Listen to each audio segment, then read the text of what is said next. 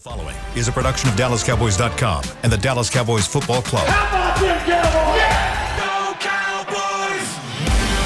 This is Girls Talk, Boys Talk, presented by Invisalign, trusted by over 500 NFL players for their winning smiles, and broadcasting live from Dallas Cowboys World Headquarters at the Star. Now, your host, Nicole Hutchison. What is up, Cowboys Nation? Welcome into Girls Talk, Boys Talk, presented by Invisalign here in the SWBC studio. We back, baby. Got Brianna Aldridge, Jess Navarez. We got Aisha Morrison. Yes. My name's Nicole Hutchison. Ladies, how y'all doing? We're Hopefully, back. woo. Wake up! There it is. There it is. Like, are we forgetting? I'm confused. No. It feels good to be back here. Yeah. I missed y'all. Yeah. I missed you. Oh my God. What is happening? We're working. Are you okay? I feel like it wasn't me. Oh, no, it's okay. Nah, it's me. Oh, it's okay. Right there. There you go. All good. All right. Well, 2 preseason games down. The Rams, Baltimore, and a lot of things to assess. And we are going to call today's theme. I thought about it, right? I was like, what clicks? What the Helly? Because it could be good or bad, right? Right. We're going to start offense side of the ball, first segment, break down defense in the second segment. And we're going to go with Joe Milton. Just, obviously still, are y'all okay over there? Y'all good? Figuring it All right. out. All right. Just like the Cowboys are figuring out. Yeah. As well, so are we. It's all right. It's fine. Great. Joe Milton.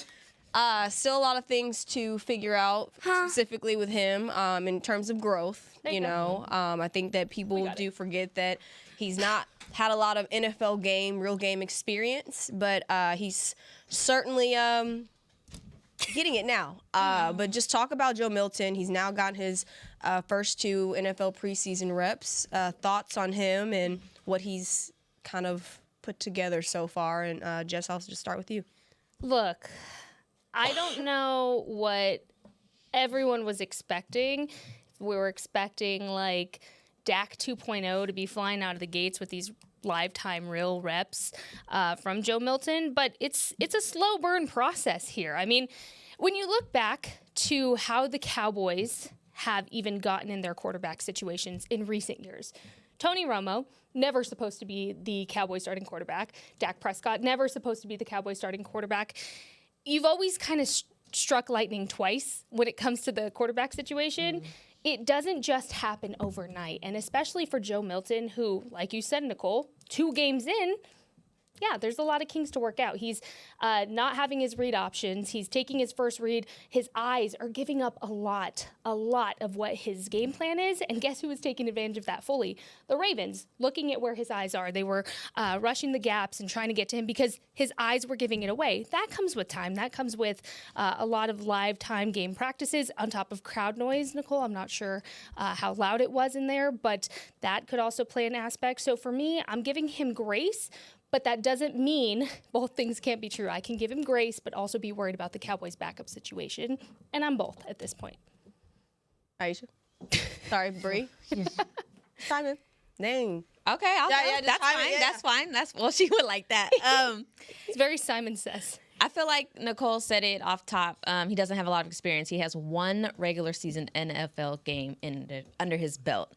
I think there's kind of what Jess said. There was a lot of maybe unfair expectations of a Joe Milton, what he could actually do.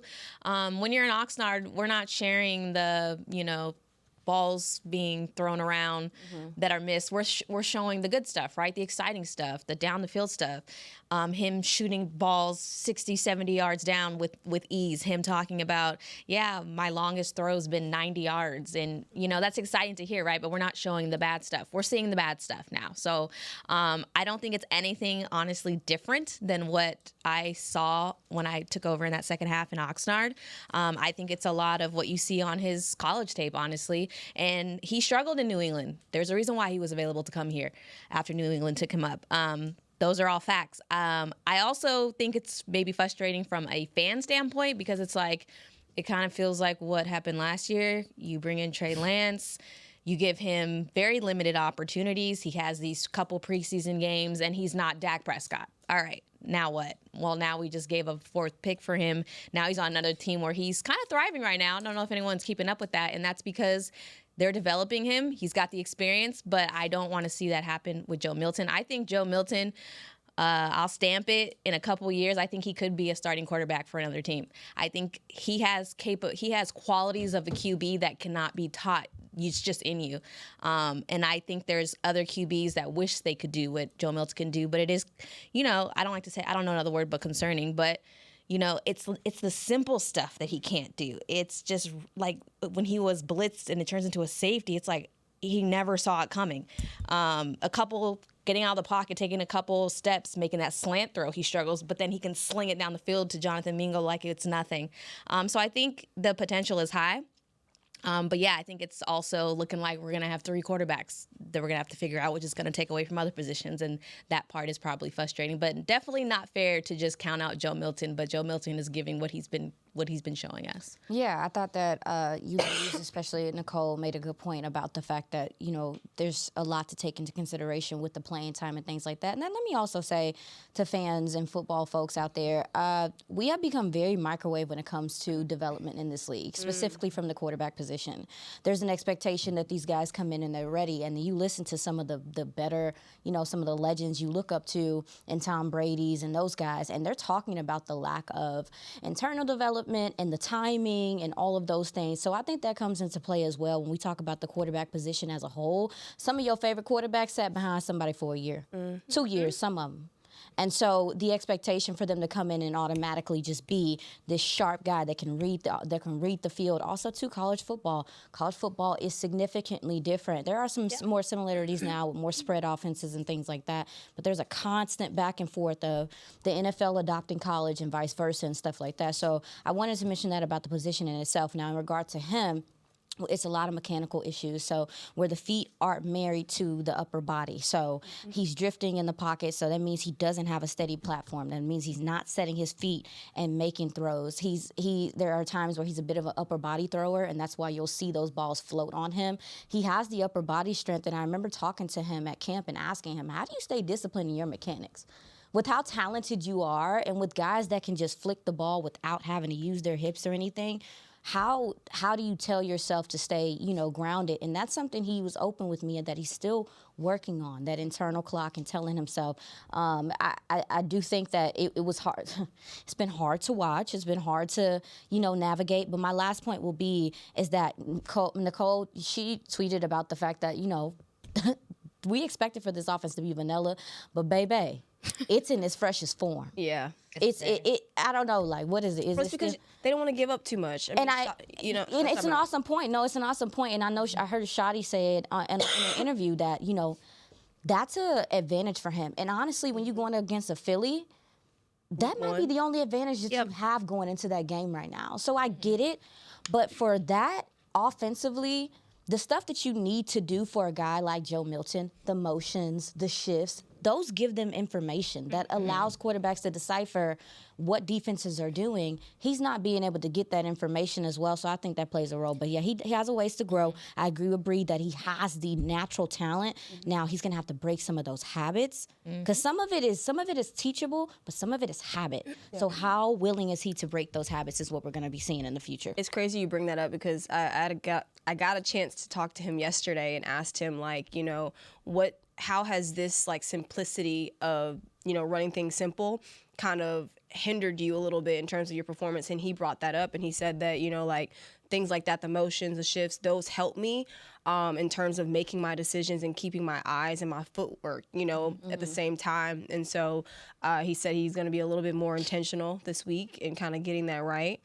He said also something with, like learning the plays, like something that's been a very difficult thing for him. So, again, it's going to take time. But, unfortunately, Dak Prescott, which I'm knock on wood, we don't want injuries behind you here. But, I mean, it's a true fact that, Dak hasn't been healthy, 2020, 2022, 2024 after week 9. But so you need that security blanket for a quarterback to come in and fill those shoes if something were to happen to Dak. And right now you have Joe Milton, you have Will Grier. Ladies, I've got to ask, where's y'all's confidence level in both of them? I wanna add on to your point real quick, Nicole, about Dak not being healthy, because here's the thing. If you don't set up the run for your quarterback, that means inevitably he has to be in motion more. He has to escape the puck. He has to be a little more mobile. In turn, that puts him at risk, higher risk for injury than he would be if you had a solid run game going into the season set and ready for him. And do we know if that's the case yet? No. Is it likely that it's probably going to take time? Yes. And another point is he hasn't taken a live game rep In an since eternity. last year. It's been a minute. So not only is Dak working with a new offensive scheme again, having to kind of relearn the playbook, get George Pickens involved in the mix, get that chemistry going with him, get your tight ends involved a little bit more in the passing game, gain that trust, gain that, I guess, chemistry with that room as well. But you also just have to remember, historically, Dak takes time to shake off the rust after not having snaps during the preseason. And you know what? Most quarterbacks will. That's why these week 1, week 2, week 3 games are a little slow setting and not actually telling for what you're going to see for the rest of the season for these quarterbacks and these offenses in general. But, to your point, Nicole, I just wanted to make sure, we emphasize Dak has a lot of things stacked against him already going into this game, Eagles game, week 1. Yeah. Considering you're playing the defending Super Bowl champions, but you also now have to worry that if the worst case scenario of him getting hurt again does happen, who takes that lead? And what does that do for your season? How many backup quarterbacks played last year? It was a lot. Rush and Trey. 2? No. Are you talking about in the NFL? Oh, my bad. Sorry. By the time we get to the middle of the season, a lot of... It was more than I think we've seen in recent years. I'll have to go find the exact number. But even with that being considered, ladies, the seasons are longer. Guys are getting banged up. I do believe that the backup quarterback position has become a little bit more important as of late. More glamorized. Yes, it's become a little bit more glamorized. It's become a little bit more important that you do have a guy, because we are seeing last year we saw an influx of injuries at the quarterback position. So I think that might be why fans kind of have some of this angst too, because of the things we've seen it. So in the NFL season, at least 66 quarterbacks started at least one game, and this number includes both starting quarterbacks and those who stepped in due to injury. And to be fair, Tater tot. I think to have a successful offense, your backup quarterback, to your point, Aisha, is vital. Because, again, you need a quarterback that, one, can just jump in easily to that offense. I'm talking chemistry. I'm talking knowledge of the playbook. I'm talking, trust from his other teammates that he can sling a ball just like his starting quarterback, right? So, for me, it's also kind of interesting to evaluate Joe Milton and Dak Prescott, because they're two different quarterbacks at two different phases in their careers. And Joe Milton, I think, has some aspects to his game that Dak Prescott doesn't have, which is okay, and vice versa. But at the end of the day, I think Joe Milton kind of has to strip down to the basics, figure out new habits to get back to, I guess, playing comfortably and having fun, as Shadi would say. And from there, figure out how he can work into a Dak Prescott-centered offense if something does happen to Dak. Yeah. I feel like the biggest thing when I look at the situation, and a lot of people maybe are considering because Dak looks good, he's saying he feels good. Remind you when we were talking about Micah Parsons and why he was on his side is because he said that he has a different type of position. He can get nicked at any time. He's literally protecting his livelihood. And he said, myself, for what position I play, I have the luxury where people are going to be a little, not softer, but they're going to, when you have a $60 million guy, you're going to protect him a little bit more, right? We haven't seen Dak really what he looks like in that live action taking hits. So even if he feels good when he gets out there, especially against the Eagles week 1 for the first time, like Jess said, we haven't seen him play since last year in November. How is he going to feel? How is he going to look? And I think at this point, from what we've seen, it kind of feels like the Cowboys are going to have struggles winning football games if you throw in Will Grier and Joe Milton, who we're all saying doesn't look ready to be a backup QB in the NFL at this moment. So at that point, do you start shopping around? Because I don't know if I'm comfortable with Will Grier leading this team in October for a couple games until Dak gets to where he needs to be. And the reality, like Nicole said, Dak he's injury prone. But then if you look at the other side, I've heard people say, well, the facts are if Dak gets hurt, that's the season and it's draft. We're going to be talking about draft That's at that every point. team, though. Like, what type of shopping we talking? It ain't, baby. Cleveland got 6 quarterbacks. They just got floating around in the They want to share one? They can share one if they want. team that will remain unnamed. We will not listen. Right. But I'm saying, just like we talking about the fact that there was injuries. What you say? 66 quarterbacks suited up last year. Crazy. If they got one, baby, you think that they gonna let them go either? So I think, what type of shopping we talking? Are we talking about Piggly Wiggly? Or are we talking about? You know what? I think talking it's about more going of to a Banana Republic. Sick of you. proven veteran backup QB who can get it done. Like, not saying I agree, but like, you know, people have thrown out the Teddy Bridgewater situation, a Jameis Winston situation. Kenny Pickett is floating around. Like, you know what I'm saying? Like, I know, I get what you're saying. I'm definitely it curious. just feels like, but how we felt when Dak went down. It was felt like, and even the confidence in Cooper Rush being proven before, it felt like the season was over. most teams do though. Other teams Quarterback have gone, to everybody gone. be intimidated by your backup quarterback. That's another aspect of this. Is like Just when Cooper to Rush keep it went in. I don't think these two could keep other it afloat, is what I'm defenses, saying. Like, I think that's other fair. teams, if you look around the NFL, I think the Cowboys have one. Probably not they're at the bottom of the situation of the backup. So what I'm saying is, I don't need Will Grier to be Dak. I don't need Joe to be. I just need them to feel like, okay, we still got CeeDee Lamb, George Pickens. We got Turpin going to be used in different ways, right?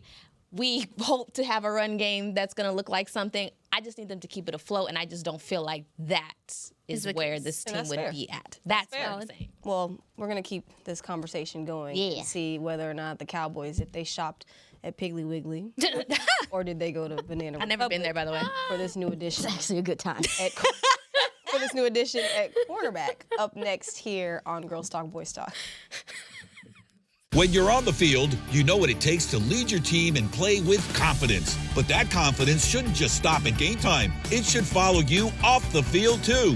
Join over 500 NFL players who trust Invisalign, the #1 doctor-recommended clear aligner brand.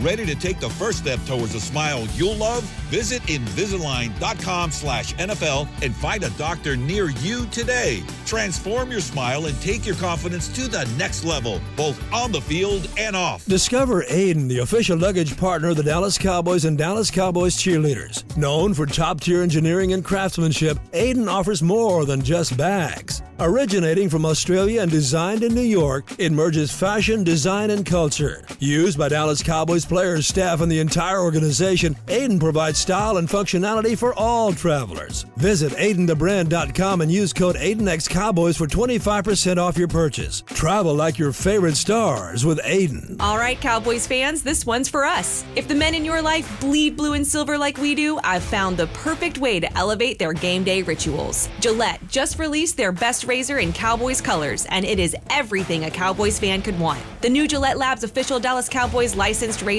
combines his Cowboys pride with Gillette's best shave. And with 50% longer lasting blades, it is truly the gift that keeps on giving. Get it while you can at Gillette.com/NFL. Gillette's best shave is also available as heated. How does the cheerleader's hair always look so perfect? We asked, and they shared one of their biggest beauty secrets. If you want hair like theirs and confidence to match, use Babyliss Pro styling tools. The Dallas Cowboys cheerleaders use Babyliss Pro curling irons to get those perfect game day curls. To get the hair you see on the cheerleaders, head to BabylissPro.com. Use the code Cowboys20 for 20% off Babyliss Pro tools, the official styling tools of the Dallas Cowboys cheerleaders. Get the discount while it lasts. Offer may be withdrawn at any time at advertiser's discretion.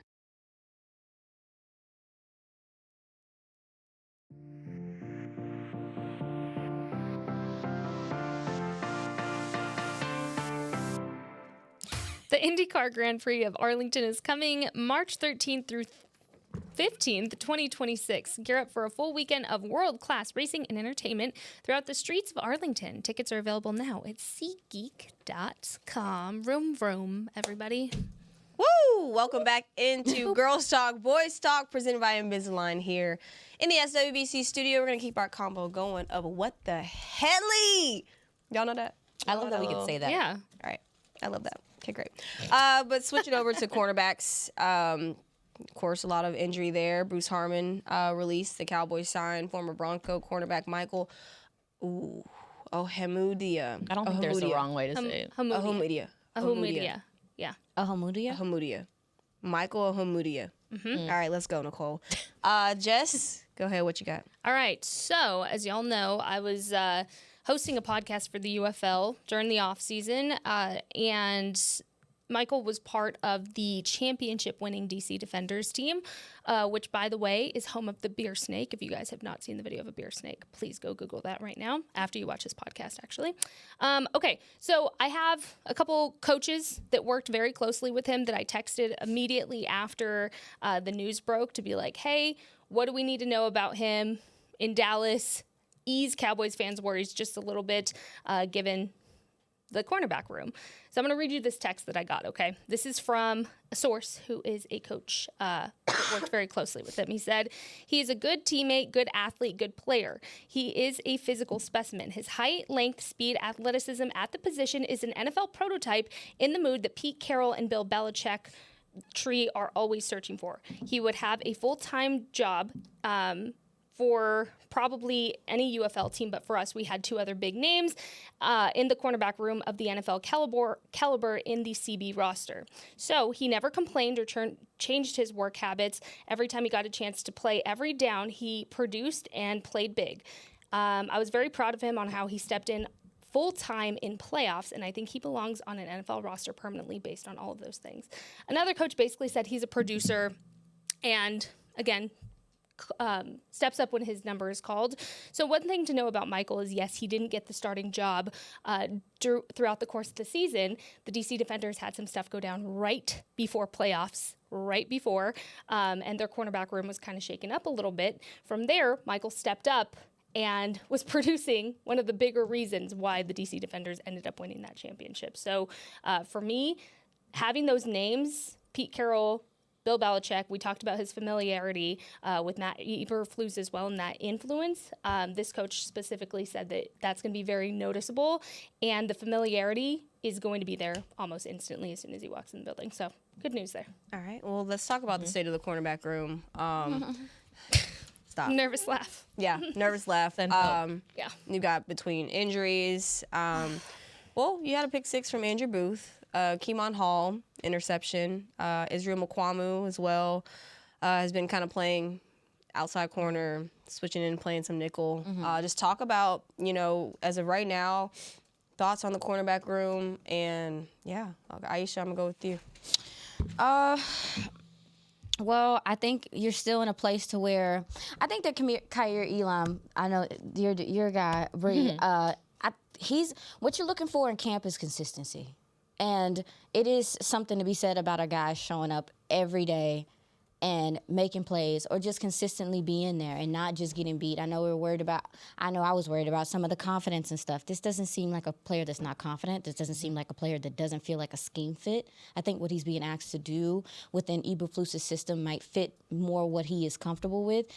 Getting to see him out there, for those few reps the other day, it was like, all right, let's sit him down because, baby, you can't risk it for the biscuit. But him and Bland on the outside is kind of what I expect at this point.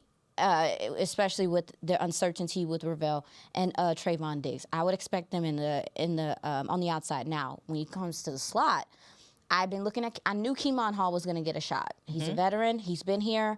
He has a nose for the ball, but he did have some issues in the Rams game with some of the motions. And when you talk about the slot position, hey y'all, hate to say it, but slot cornerback might be becoming far more important than it was maybe in years past. With how offenses are manipulating in the slot, that's one of the first things I do every week. I go look at who the slot corner is for the team, and I'd be like, well, CD's going to have a great day. And so if that's the common thing in the NFL, it's like that position is so intricate. So I think that we've been seeing some good things from Zion Childress. Again, I was worried about his size. He is a smaller, I want to say a smaller frame, but he's 203 pounds, something like that. So what really stood out to me is his ability to come and fill in the run and to help seal on the edges, because that is what he's going to be asked to do as a nickel corner. Now, in coverage, there's a few times I saw him get lost and stuff like that. I do think that a lot of that is because they're also being vanilla as well. They're also just trying to pick up on their cues and stuff as well. And the pass rush wasn't helping him either in these preseason games. But I will say Zion Childress is someone that is that competition real? is because what we've seen from Keemon Hall wouldn't suggest at this point that there shouldn't still be a competition. That's the most important position to me. Now, ladies, are y'all more concerned about that position or boundary? Because Deron Bland don't seem like he want to be out there playing in the nickel and having to do all that I tackling. think he wants to be outside. It's more physically taxing, y'all. It is. It's more physically taxing to have to be. I remember Jordan Lewis telling me about the nickel cornerback position. He was like, "You're an extension of both levels, first level and third level. You have to communicate. It's a lot of responsibility to put on a rookie. Yeah. But at this point, We need That's all what the they've help. done. That's what they've done. That shout is out what to you have Gucci. work I don't know. Like it's that scares me. That scares me. So that's what I want to say. The boundary corner position, it's not as stressful. That nickel corner position, that competition is important. What are you ladies seeing? What y'all thinking? Let's go. I agree with a lot of what you just said, mostly because when I'm looking at who's healthy, I just can't help glance at who's not healthy, and it's you can't get ahead of yourself because that's not who's going to be available, and that's the hard part about this room. I literally is like, Jess is talking about basically a UFL guy come back in a second chance, and it's like at this point, what he got? Because they're still trying to figure it out. And I will say there was some good things, or from what I saw in game 1 to game 2. Again, preseason backups, I don't even care. It's just the fact that there was progress. Like, we're focused on progress because things haven't been that solid. So it's are we kind of like, I just don't know. Deron Bland and Kyer Elam, that's pretty much the only people that, and that's me coming from now seeing Kyer get some reps in, because I was like, we got to see what he has, because I've been in the situation where he's going against a Stephon Diggs and doing well, a little handsy. That was kind of the biggest thing when he first got there. Like, yes, he was getting a lot of flags thrown. That was just, but anyways, that's a good point. Him having a good camp, I saw that. Yeah. Him getting the takeaways, I saw that as well. And then it died out. And now it's is he a super duper camp player, or can he, and I saw he went out there. Again, these are backups, so it's kind of like. It's hard to evaluate. Yeah. I'm giving him the benefit of the doubt, because I feel like we do the same thing if they were to do the opposite, right? Like, if that's the hard part about preseason. Like, when they don't do well, it's like, oh my God, they're just backups. But then when they do well, it's like, it's just backups. Like, he's doing what he's supposed to do. So I have faith in what I'm seeing. Izzy had the big play game 1, and I was talking to him after that game, and He a mess, ain't he? Yeah, I was like, he's a character, 100%. But it just seems like him, and I talked to Andrew Booth after against the Ravens. Great after interview, by the way. Oh, thank you. Very great. Thank you very much. But both those guys, they just feel like going from not putting anything against Zimmer, but they just both feel like Matt Eberflus focuses on what your strengths are, and he utilizes or tries to, right? He doesn't try to force people to do things that they're uncomfortable with, which these guys are, not a lot of Andrew Booth fans. Like, when we came, even now, like, it's been a lot of inconsistency. Keemon Hall has flashes, and then there's some plays I'm like, and that's why, Aisha's talking about, well, that's not solidified. Like, his spot is not solidified. And that's the problem. Like, looking at those two, like, it's like sometimes they look like liabilities, and then other times I'm like, I'm in. So it's like, I don't know. I think that's why the position scares me. Who's your starting nickel as of right now? Go. Why would you do now? that? Right now. Hold on. I want to make a point too. I want to make a point though about Andrew Booth real quick, because here, Bree's talking about how during preseason they're just backups, so it's like whatever, or they do really bad. And it's like, they don't deserve to make the 53, whatever. Like, it's both things at the same time, right? So with Andrew Booth, I understand the dismay. I understand the frustration, to say it very nicely, from Cowboys fans to him. But I also will say that if Andrew Booth wasn't producing anything throughout the preseason, if he didn't have that pick six, if he didn't have that big moment, I would be more concerned. What I am seeing from him during this preseason is a confidence boost that you physically can see on the field. Yes, he has too much space sometimes between receivers. He's allowing too much space, which is why he's giving up such big plays, and these receivers and these quarterbacks are just picking on him over and over and over. Don't think that's not noticed. But what I will say is, to your point about what Eberflus is doing for a guy like Andrew Booth, is we were talking about the quarterbacks earlier. He's taking time to invest in building these guys back up from where they were previously. And that, again, is no shade to the previous regimen of coaching over here. No shade. It's just some guys require more work and more time to grow into the kind of player you need them to be on this team. And I feel like Eberflus' system is bringing out these guys in ways that are sparking confidence. So for me, all I wanted to see from Andrew Booth this offseason, the bar was not high by any means, because it couldn't be, right? I can't just set this rocket high bar for any of these CBs, but I wanted to see improvement and growth. We've seen that. It's not to where it needs to be by any means, but I do want to give him his flowers for at least putting that foot forward. And in your interview with him, he talked about how his confidence never wavered. Good. Keep up the confidence. And to that point, really quick, Kyer, even going back to him, when I spoke to him at training camp, you know, like I said, I stood there and I watched this rookie come in, and, you know, that was his best season, his rookie season, and then it just kind of went downhill. And he said, he's like, I was never their guy. I got opportunities because people were hurt. And I think coming here, well, obviously there's injuries, but they trust in him, and he feels that he never had that in Buffalo. And as I talk about, like, oh, well, he faded, I kind of have to think about just the real conversation I had with him. He was like, I had 3 different DCs. I was never their guy. Yeah. Like, that's the difference. That's how the draft be. That's how coaching regimes work. That's how stuff works. I wanted to comment just really quickly on the I think you guys were talking about the Kyer Elam situation and the Childress situation. Hey, I will say in these last 2 preseason games, in the first game, I did feel like I wish the secondary gave the defensive line like a few more ticks. You saw Perrion Winfrey being able to break through there. You saw a couple of rushes from Nealon and some of those guys. But really, the pass rush and some of these guys that we've been seeing, it has not been as effective in these preseason games, specifically last week. So I do think as well, pass rush got to work out, got to help out that secondary as well when we start getting into the season. Outside of 100%. Yeah, because 100%. Low-key James cheating. His tape is, I was like, he's cheating. Houston, we have a problem. When you go look at film on him, That's you what like, they're gonna be he's saying. too. Them second string, third string tackles don't know what to do with him. Facts. He was stressing them out. He stresses them out. Yeah, we gonna. I I'm was sure we're stressed gonna out talk for about him. them. We gotta figure out My how bad. to. Keep going. Sorry. The defensive end room is McDeep.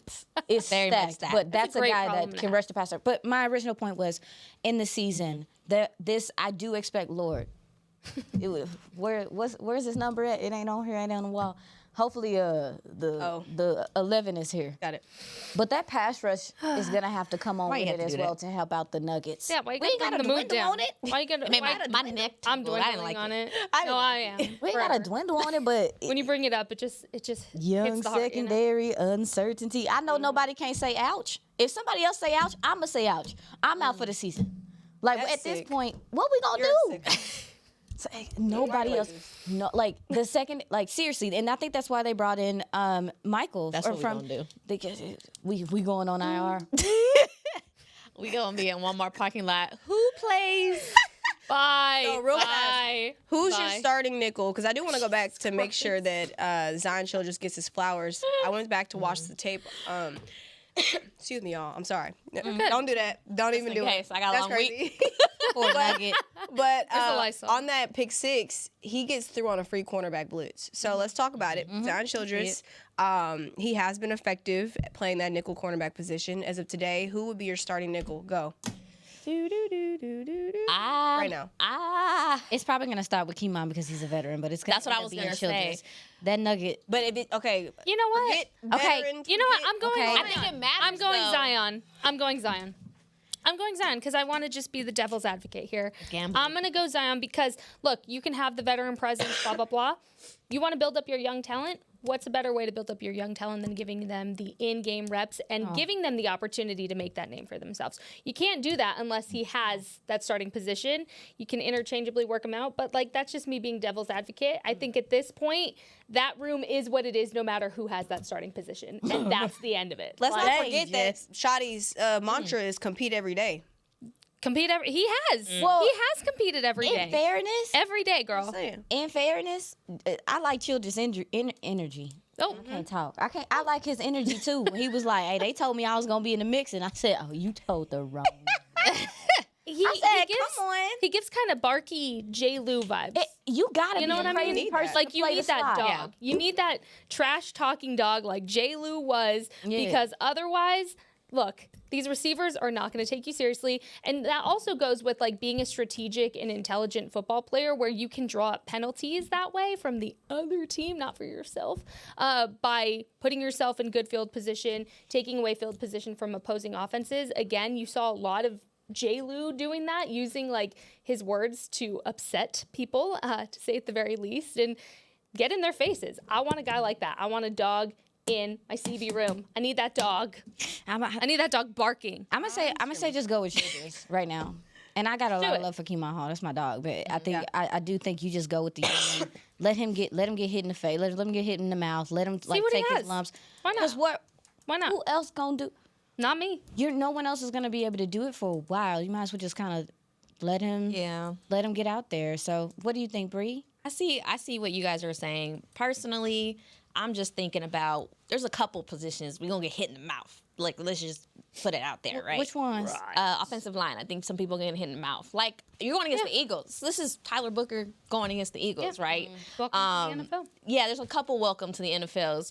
I just think that even, we're talking about Zion having this dog mentality. This kind of messed up. I'd rather Keemon Hall's confidence go a little down against the Eagles, because what are you going to do as the Eagles offensive coordinator? The same thing that you said that you're going to do when you look at a film and you're looking who's playing that spot in the CD. Well, shoot. They're going to... At this point, I'm going to run the ball. I do think it's something where you split it. Like, I don't think it should be on anyone's shoulders. I just personally would put Keemon Hall there. Let Zion sit back as the Nugget, see what he's... Okay, that's how I feel. I don't think you throw the Nugget out there right away. Because you don't want to kill his confidence. That's just, why not? That's just how I think he's ready for it. But what if he earns it? If it happens, then I think he's ready, and it's not going to mess with his confidence. If it does, you've seen that from the best. You've seen that from a Deron Bland, and then look at the kind of season he's had. You've seen that from a J. Lou even. J. Lou not even getting his flowers like he deserved for years before the last couple of years. Like, that's, I think, part of this position is you almost have to be stripped down to build the confidence up to have that mentality. So if the coaches feel like he's ready and he can bite back, do it. They're definitely going to attack there. On that note, we got to take our second break. We'll be right back with more Girls Talk, Boys Talk. And I'm going to pose the question if it's too soon to panic. All right. We'll be right back. Is it? Cowboys fans, when it comes to navigating the ever-changing world of tax, your business needs a partner it can trust to tackle even your biggest tax challenges. Ryan is the largest firm in the world dedicated exclusively to business taxes. Our team of tax professionals has local expertise in all areas of tax and can help you uncover savings opportunities you didn't know you had. Learn more about how Ryan can improve your overall corporate tax performance by visiting Ryan.com. Ryan, the official tax partner of the Dallas Cowboys. When you're on the field, you know what it takes to lead your team and play with confidence. But that confidence shouldn't just stop at game time. It should follow you off the field, too. Join over 500 NFL players who trust Invisalign, the #1 doctor-recommended clear aligner brand.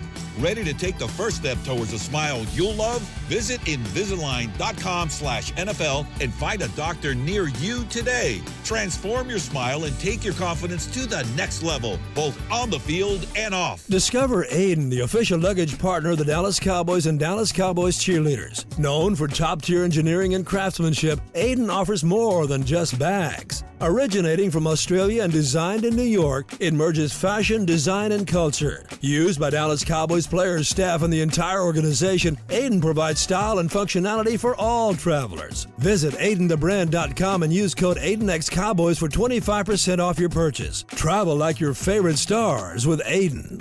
How does the cheerleader's hair always look so perfect? We asked, and they shared one of their biggest beauty secrets. If you want hair like theirs and confidence to match, use Babyliss Pro styling tools. The Dallas Cowboys cheerleaders use Babyliss Pro curling irons to get those perfect game day curls. To get the hair you see on the cheerleaders, head to BabylissPro.com. Use the code Cowboys20 for 20% off Babyliss Pro tools, the official styling tools of the Dallas Cowboys cheerleaders. Get the discount while it lasts. Offer may be withdrawn at any time at advertiser's discretion.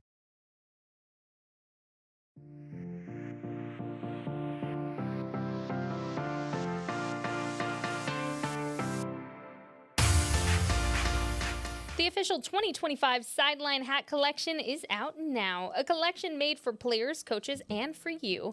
Make sure to stop by a pro shop near you or log on to shop.dallascowboys.com, a Fanatics experience, and score your favorite style. Sounds like you could do that before training camp comes to the Star.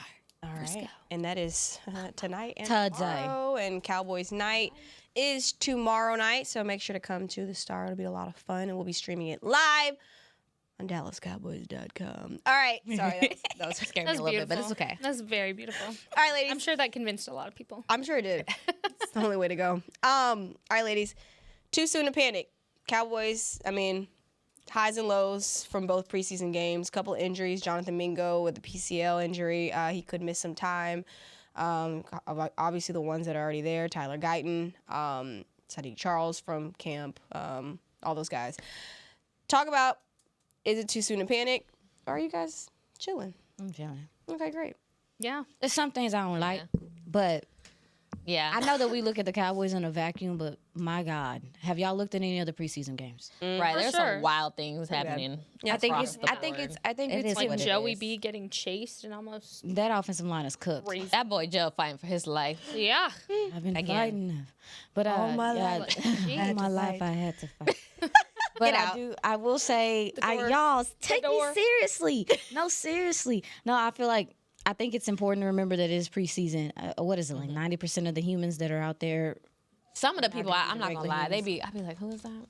That's just where we're at. You're going to jail. I said what I said. But I do think, but I will say I'm taking it in doses. When I look at preseason, I'm looking at individual play in reference to what the scheme is. There's not really any scheming being done. It is very limiting. There are some things like we just talked about, the nickel cornerback position, the defensive tackle position, that stuff. Now that make me itch a little bit. But the rest of it is just kind of like everybody gonna look a little wonky to start this season. And I want to give them some time, but yeah, I'm chilling personally right now, and then we'll see what happens. What you ladies got? I think panic isn't. I think panic's a strong word for what I feel about certain aspects of the team. I think I'm uncomfortable with certain position groups, nose tackle, DT, CB. There's different aspects I'm worried about, but overall panicking during the preseason is just a waste of energy for anybody, if I'm being honest. Love y'all Cowboys fans, but save your energy for the season because there's gonna be a lot of highs and lows inevitably. Save your energy for that, So I think pressing a panic button during preseason, where thank God the injuries, knock on wood, have been pretty minor, to these players, and you have a healthy QB1 going into the season, you really don't have much to panic about. You have that wide receiver duo you've been waiting for. You're going to have the great wall of Tylers, as Patrick Walker started to call them, forming throughout the season. With the bad also comes the good. And I hate to be there's a glass half full kind of person, but there really is, because, there was work put into position groups that needed it. And look, you're going to see those pan out as well, but no team is perfect right now. Look in the NFCs with the Commanders and the situations they have going on as well. So there's just no perfect team in the preseason, and if there is, I would love to see how they're doing week 14 of the season, because inevitably the wheels have to fall off some point. You saw that with the Eagles, where you can get the momentum rolling early. You could have a little late start, get the momentum rolling mid-season. You just never know. So for me, panicking prematurely, I don't have the energy for that, and I don't want to do that. All right, real fast, Bree, what you got? I'm not freaking out. I think if you are a true NFL fan, you know that this is the part where you're like, all right, let's just get through these first 3 weeks, and then we'll see what the team look like. Yes, that's just what it is, how it right? is. Right now, it's about what Shotty's been saying. It's about individual stuff, who's winning the one-on-ones. I will say there's a lot of guys. Unlike what was the route running? I've seen a lot of guys open. I've seen a lot of guys missing catches, and I think it's a lot of miscommunication there. But I'm like, if somebody else was throwing that ball, that's the touchdown. That's the big splash play. Yeah. Little things like the running backs. There's certain, especially the last game, I'm looking and I'm just like, there's holes they're not seeing them. They're not trusting blocks. Those are type of issues. And I'm like, all right, I don't really care. Backups, third string starters, that needs to get fixed. Again, early, not panicking. A lot of work to improve all the position groups that you guys talked about. Again, those are individual things. There's no scheme, not freaking out. We can start freaking out week 5 if we're not seeing some changes. The best thing about vanilla is that it can change flavor at any point. So we're going to add some spice, some flavor, some sugar, all the good things to that vanilla pretty soon. But Maybe some strawberries. Ooh, sugar to the ice cream. some whipped cream. What about you? Oh, I'm not panicking. Yeah, like I was never panicking. Yeah. Yeah, It's just, it's not, this is not She's fun. just hanging out. Look, It's not the fun. you can tell. I was just asking the question. That's what I'm here for. She's just hosting, girl. spice, you know, that's it. I'm just starting stuff. She's just stirring the pot. That's my job. All right, ladies, this has been fun. We'll be back here Thursday at 10 a.m. So if you want to tune into us, you probably should. We're the best. All right. See y'all on Thursday. Wow. Come on, For dog. Brianna, Justin Burris, Aisha Morrison, Nicole Hutchinson. We'll see y'all Thursday. Bye, guys. This has been a production of DallasCowboys.com and the Dallas Cowboys Football Club. How about this, Cowboys? Yeah!